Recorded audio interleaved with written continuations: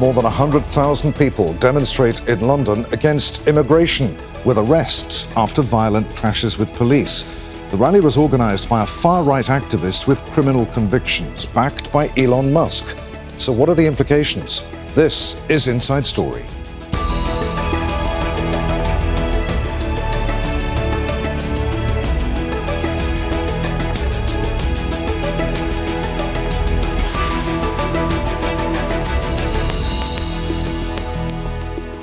Hello, welcome to the programme. I'm Adrian Finighan. The largest far-right protest to be held in the UK took place on Saturday, with estimates that up to 150,000 people attended the so-called Unite the Kingdom rally in central London. Organised by Tommy Robinson, a criminal who served several prison terms, it featured a host of far-right speakers from the UK and Europe addressing the crowd. All attacked immigration, including the world's richest man, Elon Musk, a supporter of Robinson, speaking by video link. Police arrested dozens of people following attacks on officers. Recent months have seen far-right violence erupting around the UK, including arson attacks on hotels where asylum seekers have been housed by the government. Rumours spread online have also played a role in stoking trouble. So what's the significance of this protest? Is it a one-off or a sign of a surge in far-right sentiment in the UK? What's driving it, and what might happen next? We'll discuss all that with our guests shortly. But first, a report from Boateng. A tidal wave of patriotism. That's according to the UK far-right activist known as Tommy Robinson. He led what's thought to be the largest far-right protest held in Britain. A crowd of up to an estimated 150,000 people turned out for Robinson's Unite the Kingdom rally in central London. Police appeared surprised by the turnout. Dozens of officers were injured in clashes with demonstrators,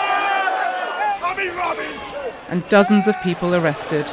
They have underestimated us for so long. Robinson, whose real name is Stephen Yaxley Lennon, has been a long-term activist in right-wing and fascist politics. He's well known for his anti-immigration and anti-Muslim views and has served several terms in prison. He says Saturday's demonstration was in support of free speech. I'm just really here for my grandchildren's future. I'm just worried about where this country's going. We're just standing up for our rights in Britain, and hence we're flying the Union flags and England flags, because we're fed up of being told what to do, how to not to tweet, it's not a free state anymore. Around 5,000 counter-demonstrators also turned out. The idea of hate is divided us, and I think the more that we welcome people, the stronger we are as a country. The way immigrants and asylum seekers are blamed for what's wrong here, it's totally wrong. Billionaire Elon Musk also backed the far-right protest, making an appearance by video. You either fight back or you die. He also called for a change of government in the UK. Police intervened to prevent the rival protests from facing off. Anti-migrant protests have been taking place across parts of the UK over the past year, intensifying in recent months. Many have focused on hotels and centres housing people seeking asylum. Prime Minister Sir Keir Starmer reacted to the demonstration on social media. He said the UK's flag represents its diversity and that we will never surrender it to those using it as a symbol of violence, fear and division. Boateng, Al Jazeera for Inside Story.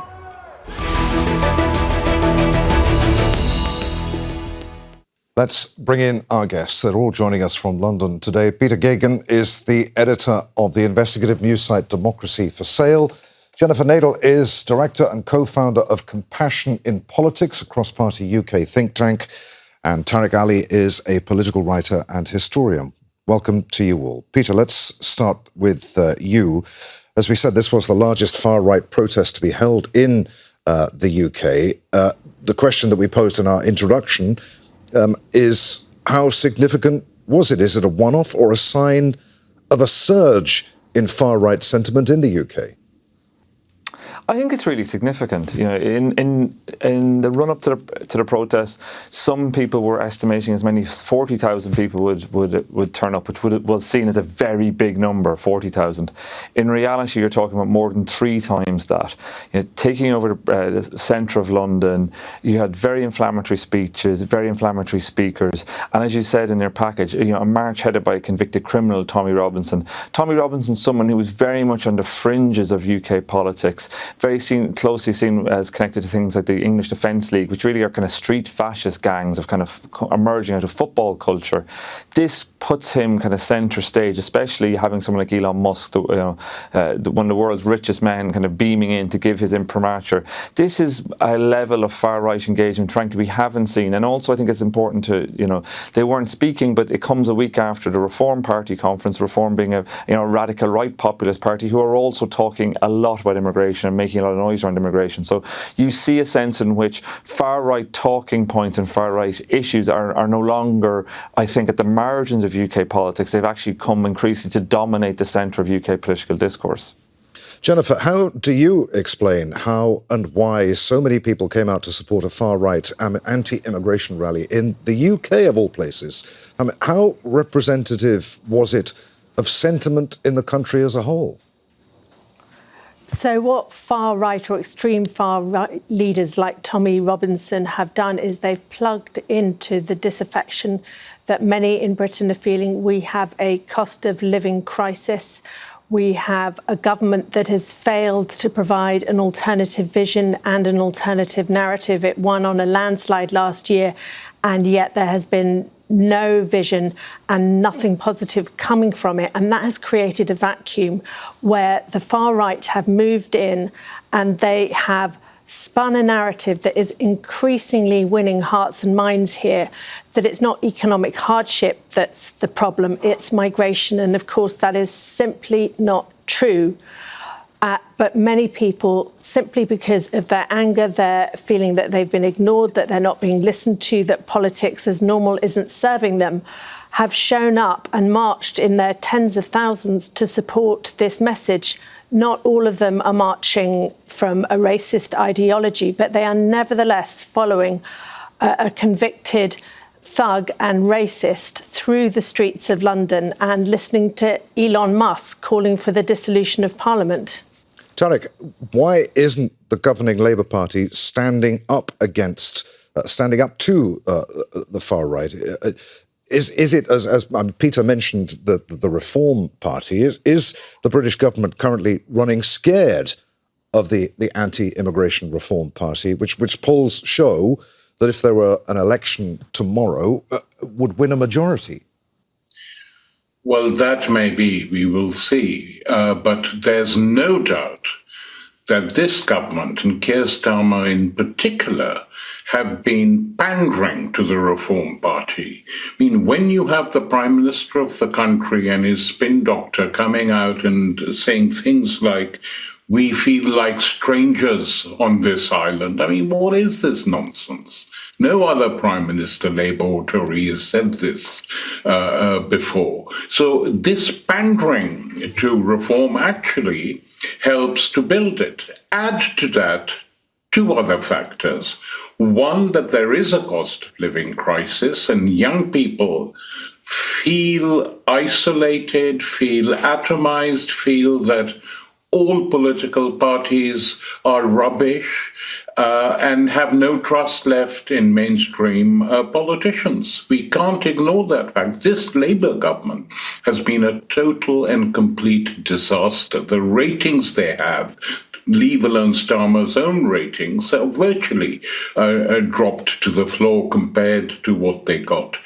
The third point worth making is that Trump's victory in the United States and the MAGA movement, Make America Great Again, has undoubtedly had a significant impact on those countries that regard themselves as very close to the United States. I mean, I was shocked, to be honest, at the coverage given to the assassination of Charlie Kirk, a far-right leader, by the BBC. Endless, wall-to-wall coverage given to this guy who used to say things like, the blacks were best off under slavery and had obnoxious views on virtually everything, including gun control.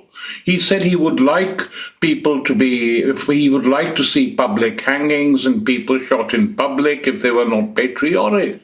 This guy is shot dead, unfortunately. No one supports that, by another right-winger. And then this movement begins to go down. Before that, they were planning state funerals. And the first prime minister to send a message of support to Kirk's family was Keir Starmer, Prime Minister of Britain. What on earth is he doing that for? Okay. So effectively, there's no real alternative to these people at the moment to the far right, because Labour is caving in. We'll talk more about the connection between what's going on in the UK and the United States in a few minutes. But first, Peter, you mentioned Tommy Robinson, Stephen Yaxley Lennon, his real name, a far-right activist, an anti-Islam campaigner. He served 5 prison sentences in the last 20 years.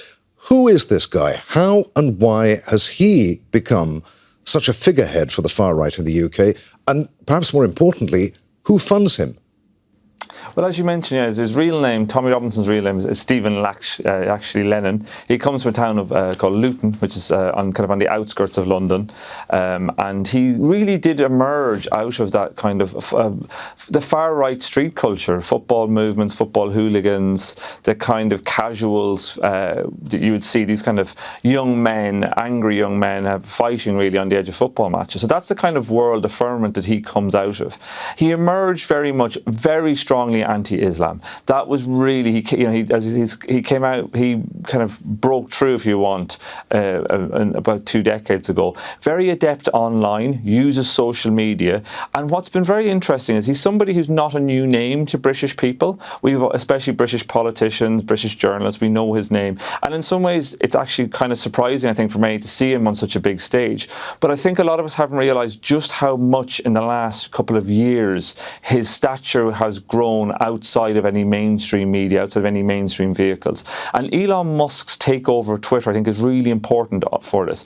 Lennon, Tommy Robinson, been banned from Twitter, banned from other social media platforms for inciting hatred. He's allowed back in under Elon Musk, and his follower count has jumped ginormously. When he was banned first a few years ago, he had about 400,000 followers on Twitter. He now has more than 1.2 million. So it's a huge increase. Not only that, he's got the imprimaturs of Musk himself. Musk has talked about how great Tommy Robinson is. He's actually kind of put pressure on Nigel Farage and the Reform Party to take in Tommy Robinson, to let him join. Farage has kind of always kind of resisted that, says Lennon can't join his party. But even having that conversation again has plugged Tommy Robinson in. And you've seen the kind of statements Tommy Robinson's been making that would have looked very extreme have become mainstreamed and normalised in British politics, especially over the last couple of years. It really is striking. We are now having conversations in Britain about deportations, about deporting migrants. That's coming from the Reform Party, but it's not been completely rejected out of hand by the Labour Party. Recently, a Labour government spokesman refused to rule out returning failed asylum seekers from Afghanistan to the Taliban. So this is a huge shift that we are seeing. And in some ways, Robinson's been able to ride this, to say he's been vindicated, and also to kind of coalesce people around him. So, and it was interesting, I was at the Reform Party conference in Birmingham recently, and I met a lot of people there who were Reform Party members, but they also told me about how much they liked Tommy Robinson, how they thought he was a good thing, how they agreed with his views. And the other interesting thing about, as you asked about his funding, Tommy Robinson isn't a political party, but his defence, his legal defence, has been paid for at times by very rich American benefactors. Very rich American conservatives have funded Tommy Robinson and Tommy Robinson's organisation. That's been a key source of money. And he's one of these people who really does link into this MAGA world. The world of people like Charlie Kirk is, I think, very closely linked into the world of Tommy Robinson. Very American conservatives look at Tommy Robinson, his anti-Islam views, his kind of strident rhetoric, and say that's the kind of guy we like. OK, you raised so many points there, Peter, and I want to come back to many of them. But Jennifer, I just want to clear something up with you first. A common accusation from the right wing in the UK is that the government prioritises the well-being of immigrants over and above working-class Britons. How has that feeling, and I'm assuming that it is just that, a feeling, it's not based on fact, been allowed to fester?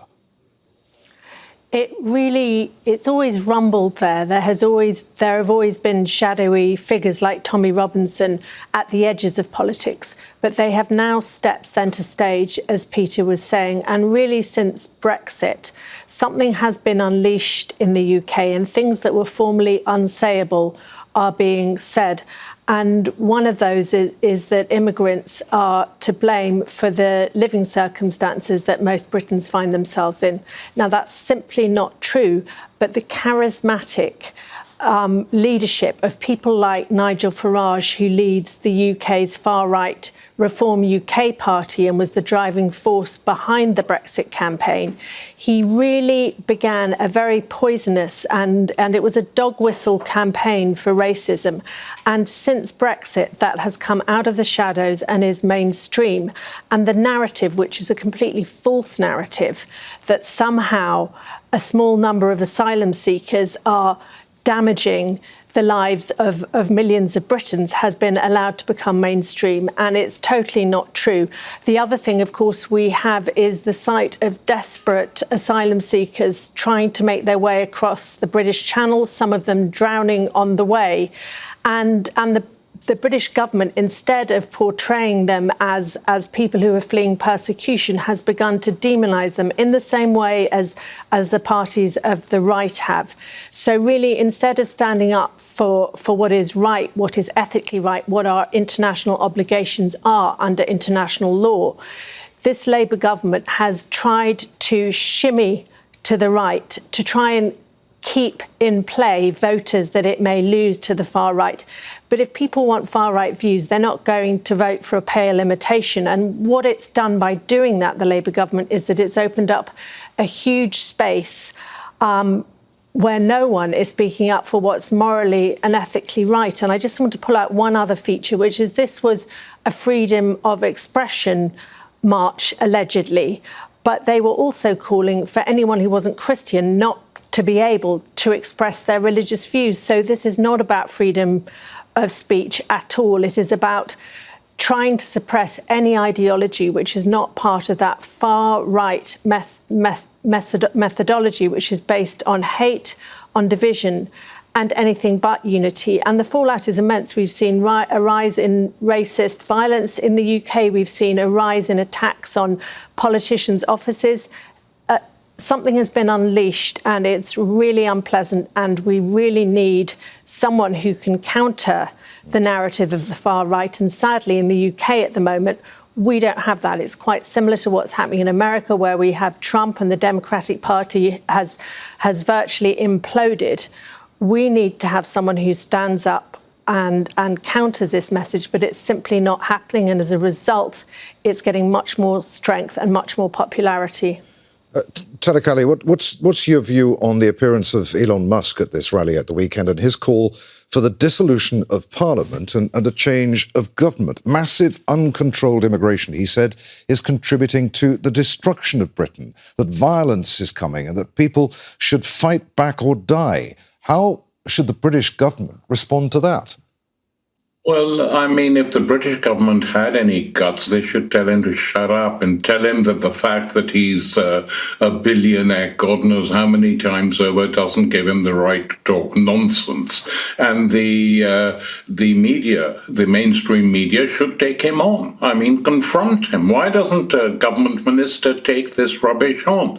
It's true there have been attacks on freedom of speech, but not against the right. The only group that has been proscribed and banned is Palestine Action for opposing the war and genocide in Gaza and saying that the Israelis shouldn't be allowed to make their weapons here. They've been banned, but that is not what these people are protesting against. They're protesting against criticisms that are being made of the right. And I have to say this, that there is now an attempt being made by Jeremy Corbyn and several other left-wing former Labour MPs MPs to form a new party, which goes under the name of your party at the moment. 1 million people now have signed up to join this party the minute it's created, and we hope that it will be able to counter some of this right-wing fascist nonsense and provide some alternative, explain what is really going on in this country and how it can be stopped. And it can be stopped, because all these policies that are antagonizing people in reality have little to do with immigration. This is the thing fascists always do. It was the Jews in the 20s and 30s who were responsible. Later on, it became black migrants. There were riots in the United States and here. And now, since 9/11, it's become Islam. Whereas in fact, no one has put in policies after the 2008 Wall Street crash which meet the needs of ordinary people. All people see is very rich people getting richer because the politicians are with them. So we really need an alternative. And the Starmer gang, quite honestly, I mean, Musk has no right to say this, but I hope it's sooner rather than later there will be new elections and Labour MPs will unite with others to call for a new election, because this government seems to be out of control in the sense it can't do anything. Its policies are regarded as useless by most of its own supporters at the moment. Peter, getting back to Yaxley Lennon, I think we've established that there's no one organisation, group or political party to which the people who participated in Saturday's march belong, and that perhaps their views, their extremism can be thought of as perhaps on a spectrum rather than a coherent whole. What role is social media playing in all of this? I think social media is a huge driver of this, and social media algorithms, the way in which people have been driven to, frankly, more and more extreme content on the internet. I think in the pre-social media age, someone like Tommy Robinson would have just been a kind of charismatic figure on the British far right. And to put into perspective, the British far right has been electorally incredibly unsuccessful in Britain. You know, every time what was the British National Party, the National Front, they won very few, they won almost no electoral contests ever. That started to change briefly in the early 2000s when the British National Party started winning seats in Parliament and the European Parliament as MEPs. And that since then we've seen a kind of, I think, pushing out of the kind of far right into places like UKIP, into the fringe of the Conservative Party. You know, some of those messages, so some of those voters have been displaced from the far right into kind of more mainstream parties. But social media has played a huge role in taking messages like Tommy Robinson's to a much wider group of people. But not just that, but tying them up, tying all these different grievances, these different concerns together. So in that crowd at the big rally, and really just right behind me here in central London on Saturday, you had people, you know, anti-vaxxers. You had people who were worried about, you know, who believed the World Health Organization was kind of controlling their minds. You had people who think the World Economic Forum runs the world. Like, you have a lot of like kind of various disparate groups of people coming together under this umbrella. Okay. And social media has been very, very important, and I think conducive to like doing that. And it's given someone like Tommy Robinson this platform which he didn't have before, this ability to speak directly to audiences. Before he was mediated through traditional media. He had to rely on people like journalists giving him interviews and things like that, and he was effective at that. But this has now changed the game. Peter, I'm sorry to cut you short. We're rapidly running out of time. Jennifer, after the riots of the summer of 2024, when you'll remember the far right seized on a tragedy to spread misinformation and anti-immigration sentiment, thousands of anti-racist marchers came out in cities right across the country, far outnumbering the far-right thugs, as Prime Minister Starmer called them at the time. Why didn't that happen in London at the weekend? Why was there such a small counter-march? I think that what we saw during the riots, the counter-movement was about people coming out to protect vulnerable people, to protect those in asylum hostels and make sure that they weren't attacked. And marching in the middle of central London when you have violent racist thugs marching is probably not the moment that you want to put yourself in their way unless you're seeking conflict. So there was a sizable number, but nowhere near the numbers that came out for the far right. But I don't think that doesn't mean that there's opposition to them. It just means that fronting them up in the centre of London wasn't what people were choosing to do. And of course, there's a huge element of fear here. If you are part of the Muslim community, if you're part of those who are being deliberately targeted as not welcome in this country, you're going to keep away from central London. The police did try and reassure the public that it was safe to come in, but many people I know simply didn't feel safe and didn't want to put themselves in danger's way. Okay. Tariq Ali, looking through the British press... I want to add, though, is... Very quickly, Jennifer, very quickly. I was going to say that what we see in those moments when the British people do stand up for those who are under attack, particularly asylum seekers, is we're reminded of what Britishness is really about. It's about compassion. It's about the founding of the welfare state. Okay. It is not about what's dominating our screens at the moment. Tariq, we've got about a minute and a half left. Looking through the British press since the weekend's rally, I can find little in the way of condemnation of the far-right supporters, indeed any analysis of how and why the far-right managed to attract so many people, what it means for the UK. I mean, in stark contrast to when the National Front was around and was vilified by the press. To what extent have the right-leaning press in the UK and its owners fueled the rise of anti-immigrant sentiment and extremist views? Well, I think if you look at the Murdoch press in particular, The Sun, it's an obvious thing to say, but it's the fact. But also at newspapers like the Daily Telegraph and the Daily Mail, they are fanning the flames. There's very little critical coverage in these papers. And I have to add to this, the BBC's coverage has been pretty bad. It's got so caught up in its apologies and apologetics for the Israeli government that this seems to have carried on into dealing with the far right in Britain. And that, one has to say, is the responsibility of the British government at the moment, that they are holding other people back when they interfere with the BBC, when the BBC runs something they don't like. And the BBC is now exercising a lot of self-censorship. They're scared of governments, which is a real tragedy. So if you add all these things together, no real arguments are being made against the right in the mainstream media. No analytical stuff is taking place. No one is going and talking to some of these kids who go on these marches who aren't fascists and saying, what are you protesting about? What makes you angry? That's the problem. I'm so sorry to cut you short. As you know, the news waits for no one. Many thanks to you all for taking part in the programme today. Peter Geoghegan, Jennifer Nadel and Tariq Ali. And thank you for watching. You can see the programme again at any time by going to the website. You'll find that at aljazeera.com.